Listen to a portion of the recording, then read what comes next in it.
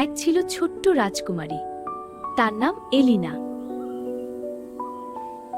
সে ছিল খুবই দয়ালু আর কৌতূহলী। একদিন সে পেল এক রহস্যময় আয়না।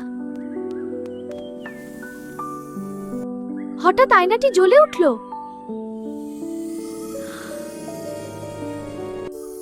সেখানে ছিল এক জাদুর বন। এলিনা সাহস করে ভেতরে ঢুকল। বনটা ছিল আশ্চর্য সুন্দর। কিন্তু সেখানে এক দুঃখী ড্রাগন ছিল। সে ছিল একা।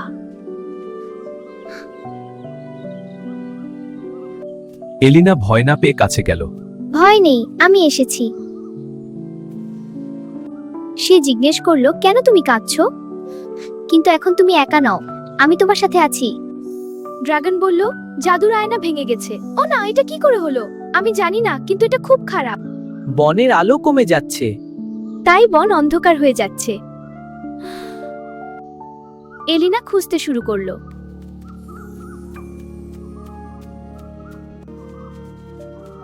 সে পেল প্রথম টুকরো।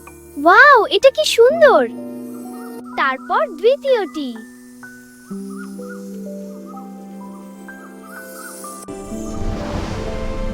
ড্রাগনও সাহায্য করলো। অবশেষে সব টুকরো মিলল।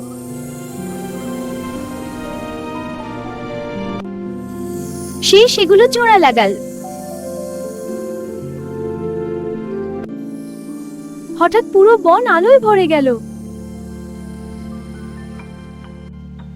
সবকিছু আবার সুন্দর হয়ে উঠল। ড্রাগনটি খুশিতে হাসল। সে হয়ে গেল ছোট্ট বন্ধুসুলভ ড্রাগন। সে হয়ে গেল ছোট্ট বন্ধুসুলভ ড্রাগন। এলিনা তাকে ভালোবাসলো।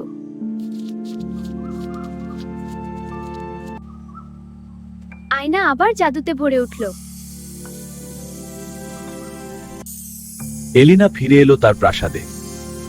আমরা বাড়ি ফিরলাম। আয়না আবার শান্ত হয়ে গেল। কিন্তু তার মনে রয়ে গেল সেই বন।